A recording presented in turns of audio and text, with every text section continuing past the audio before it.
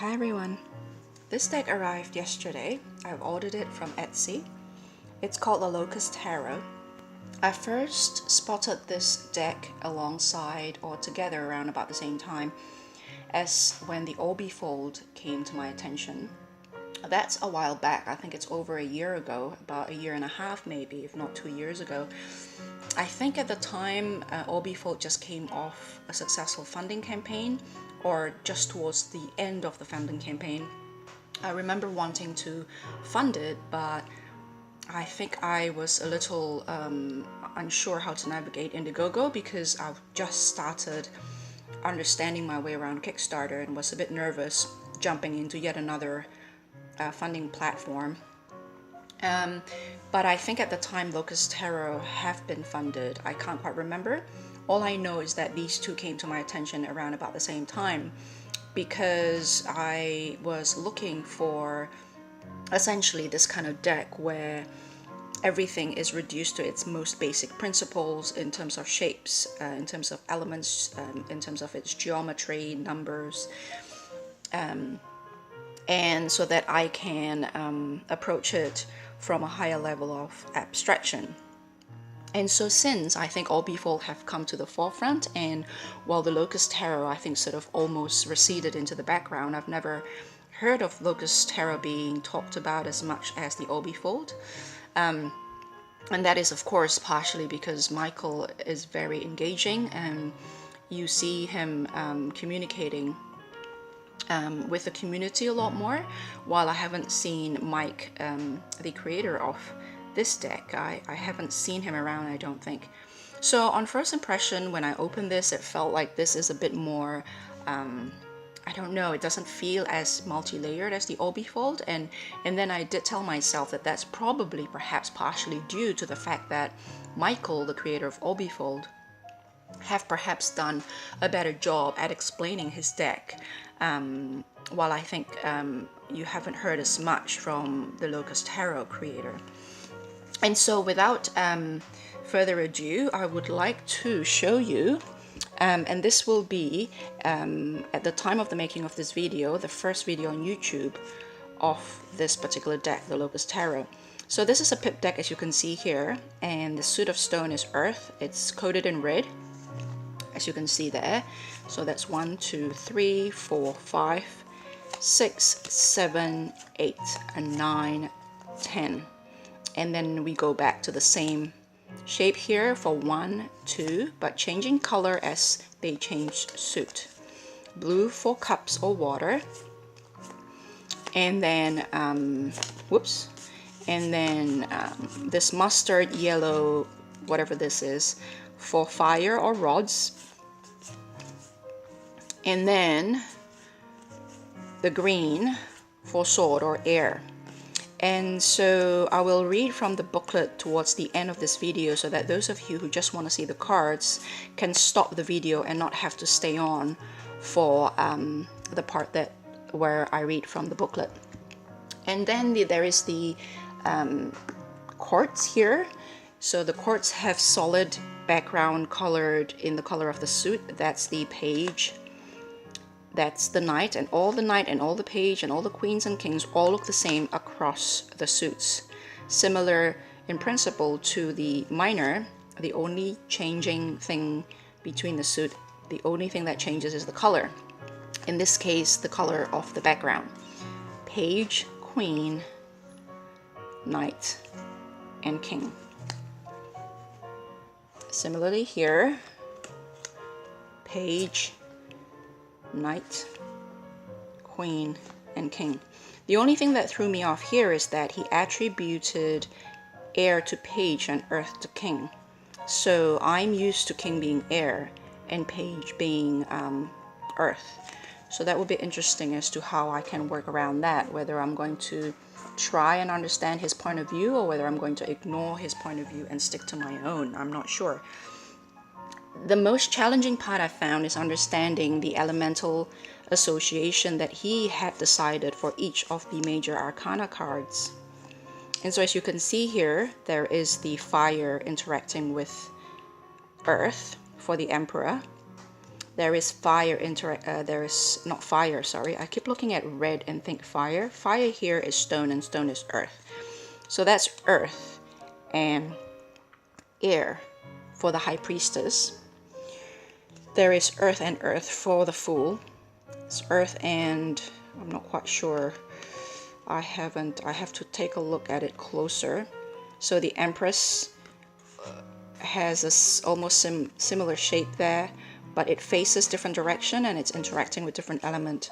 So that is earth with water, the Empress, earth with air, the High Priestess, and this one faces down left, that one faces up right. So that's how that works, and sometimes I just don't quite understand why is the Empress depicted as earth and water and the High Priestess as earth and air. I looked through the handbook or the booklet there, and it was simply given to us that this is the case. And so for now, until I write to the creator and ask for perhaps a little bit more information, I can only use these as given by the creator and take it at face value that these are the elements that he perceived as being associated with each of these archetypes in the majors, and that they interact in such a manner. And then so every time the card come up, instead of reading the moon and then go to my traditional understanding of the moon, I simply have to look at the elements and how they interact and read that instead of say the moon. So it's almost as if the major arcana feels to me almost as if like its own unique oracle system that was created based on the 22 major arcana of the tarot. There's a couple, this is 24, the major arcana here is 20, consists of 24 cards, so 24 archetypes. Additional being the bridge, this one here, and another one called the portal. He explained in the booklet briefly that he felt the 22 was incomplete in his understanding of the journey that is the major arcana between the Fool and the World, and so, and because he think about this in terms mainly from the way I see it anyway, whether this is true or not, I don't know. My impression is that he sees this very strongly in terms of the hero's journey, the elemental dignities, and numerological understanding of the hero's journey. So there is this one here, the portal. So that is about the extent of the flip through. If that's all you want to see from this deck, then that's basically it. So now I am going to read out to you from the booklet. I'm going to start with his approach to numbers because the first thing that I immediately see I can use this with, given all the other lack of clarity that I experience with the majors, is that this will be a good deck to start my journey or my exercise or my dabbling or my investigation or a taster for pip deck, and also to better grasp elemental dignities in terms of the minors and in terms of let me see.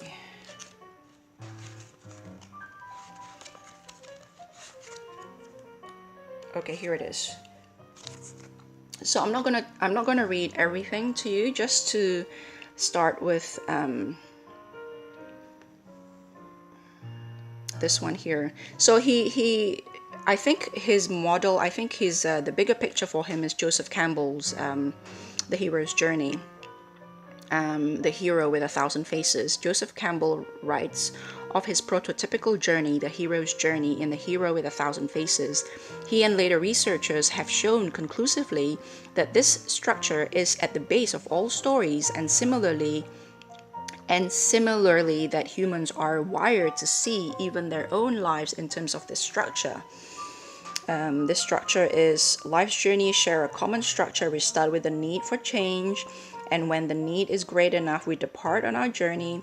We take risks, we struggle, and ultimately we return home with a greater understanding of, if not the satisfaction of, our original need. So then odds and evens, for example, odd numbers. The odd number challenges are about transition. We must balance risk against reward as we move forward, or else gain nothing. The even numbered challenges are about steadiness. We must take enough time to rest, gather resources, and plan without growing lax, lazy, or stagnant. So that's the 2s and the 4s and the 6 and the 8. And so I thought that's quite interesting. And then I'll read this one here. Each stage of a journey follows from one to the next, but how long one spends on a particular challenge varies from person to person, from journey to journey. Watch some movies and keep the numerological series in mind to see how the main character develops. Sometimes a particular challenge will last only a scene, while at other times a challenge will last the bulk of an entire act. 1. The hero hears the call to action and must find the courage to heed the call or else face the consequences of looking the other way. 2. The hero prepares for his journey, taking care not to delay too long lest his situation exacerbate. Some baggage is necessary, but too much is burdensome. 3. The hero makes his initial foray into the world of the problem completely ignorant to what his struggle will entail. In the 3-act structure, this is the beginning of the 2nd act. 4. The hero must establish a foothold in this new world without getting lost in it. He must move from unconscious ignorance to conscious ignorance, discovering that he must learn to achieve his goal. 5. The hero's first big challenge in the new world is seeking the resources needed to learn. He must work with his own limitations to achieve these resources. 6. The hero trains with the resources gained, seeking to move from conscious ignorance of this new domain to conscious understanding. 7. The hero tests his newly gained understanding and must discover where his strategies can be improved. 8. The hero must plan his final move. This task requires he transform from his conscious understanding into unconscious understanding, internalizing what he learned in the 3-act structure. This is the beginning of the 3rd act. 9. The hero faces his final challenge, putting all his wisdom, planning, and resources on finally achieving his boon. This is the moment of truth. 9. The hero faces his final challenge, 10. The hero returns home and must find a way to incorporate his successes or his lack thereof into his everyday life. So I thought that's a quite good take on, if you want to start with pips, that is as good a place to start as any. I have pip decks, but I have always never managed to know where to start with pip decks because they usually have very basic explanation in the booklet, sometimes very much the Rider-Waite-Smith take on the minors. And when that happens and then you look at pips, you're kind of like, well, yeah, okay, what am I supposed to do with this? So at least for me, I thought that was very helpful in terms of exploring the world of the pips, the minor pip minors. And so I'm going to also quickly read out to you where he's coming from in terms of creating this deck. And again, this might not interest all of you, so you can click away. And then after that, I'll end this. So introduction, I am quite compelled by his introduction because a lot of what he said resonated quite strongly with me. Although I'm not quite sure how I'm going to get along with this particular deck, I need to write to him and see what he has to say. I'm going to reserve my judgment. Again, this is a first impression and not a review, so I think that's it goes without saying. So, introduction. A clean mirror is a true friend. That's what my grandmother used to say, and that's what the Locus Tarot is to me, a clean mirror. So often in life, our problems seem bigger than we are. We don't believe we can get around them. It doesn't seem we can get over or under them, and it doesn't seem we can get through them, at least not alone. We struggle and try as we might. We know that if only we had a way to see the bigger picture, we'd be able to dismantle our troubles into manageable chunks, easy to grasp and easy to clear away. You have a problem? Tell it to the mirror, my grandmother would say, just as her grandmother said to her, because a funny thing happens when we look in the mirror. The troubled self we seem to we seem so attached to, all of a sudden seem so distant. We get a sense from the action that we ourselves could not see from our front row seat at the circus. We might have the lion tamer in clear view, yet miss the acrobats and the clowns completely. We know how it is to listen to someone else's problem. It is so clear to us how the other should proceed. If only we could get them to see it. They think they're running a marathon, but really they're just running in circles. We, as listeners, have the power of wisdom, and they, as petitioners, have the power of action. Yet divorced from one another, wisdom and action are fruitless and absurd. This, I think, is why my grandmother would go on and on about a good mirror. A mirror offers gazers the chance to be at both the center of a problem as well as be on the outside looking in. Rather than having the wisdom of a situation without the power to act, and rather than having the power to act without the wisdom of which way to go, the mirror gazer, the seer, if you will, has both. And having both, the seer can act unobstructed. To the unthinking, it would seem that all I'm suggesting is a few minutes of introspection, then back to whatever it is we call life. But that isn't it at all. Introspection offers us no mirror. Merely thinking about a problem unaided is the equivalent of sitting on the floor of a dark room and wondering where the door might be. Instead, what my grandmother and her grandmother and what I now propose is that we find ways of reflecting ourselves back at ourselves as cleanly as possible, so that we don't just think about our problems but actually find ways to solve them. And this is exactly what the Locus Tarot can help you do. And I'm going to carry on with who am I? I am a big supporter of self-discovery. I've explored the gamut of techniques from relatively modest mirrors such as automatic writing and unconscious sticks to cognitive behavioral therapy and hypnosis and everything in between. The tarot has been a large part of my both therapeutic and creative processes for a very long time. I first discovered this fantastic tool as a boy in my mother's sock drawer. When I asked her what that magical deck of images was, she inhaled ponderously after a moment, smiled, and told me to read it like a mirror, so I did. Forever emblazoned in my mind are the archetypes of David Palladini's Aquarian Tarot, my mother's deck. I can still conjure in my memory each of the cards, though it has been some time since I've used that or any other traditional tarot deck. I found as I studied them that the tarot acted as a mirror like no other.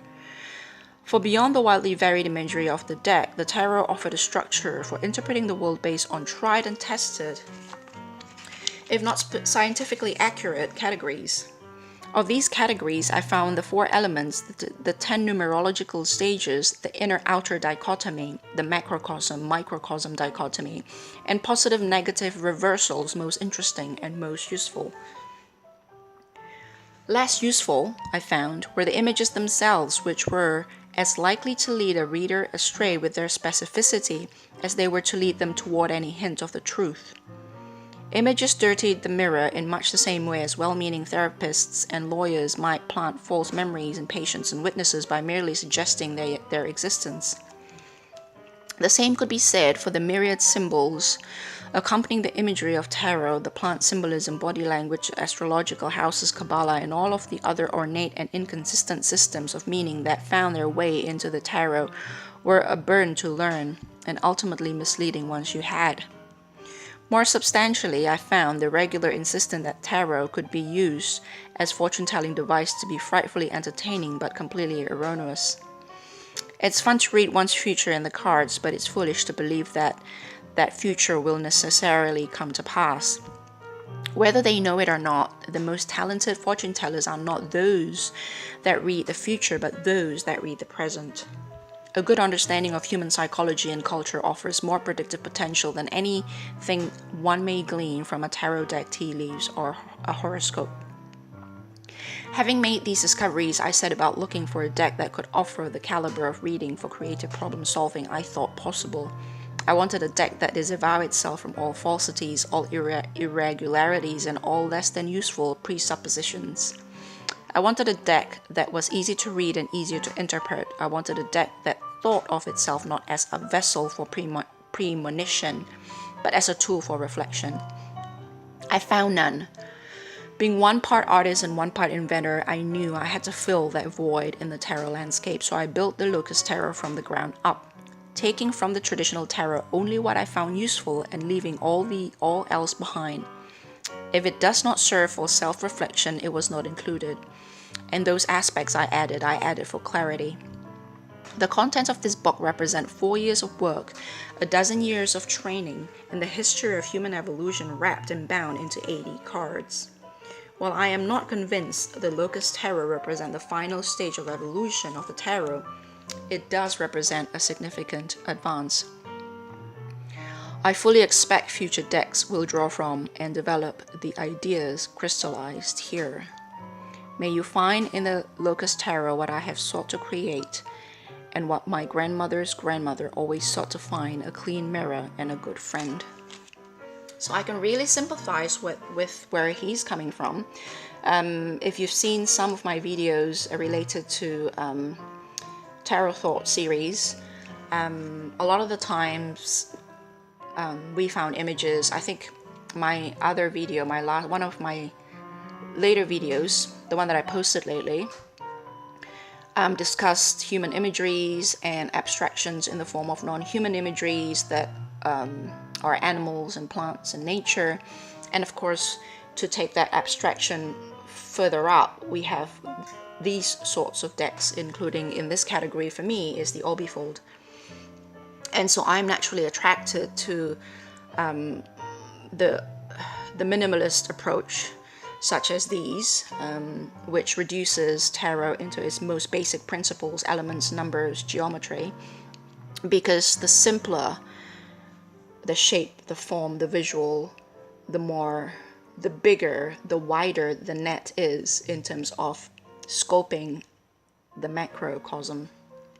And the way I use tarot lend itself very much to a macro view. Not that I don't look at the micro either, but so that's the Locus Tarot. And if any of you have this deck, I would like very much to hear what you think about it, how you use it. And also if you have both this and the Orbifold, I would love to hear a comparison in terms of how they work. Not so much the artwork, because that's pretty obvious. I am hoping to get the Orbifold soon and getting to know them both, and hopefully I can come back with a video comparing the two.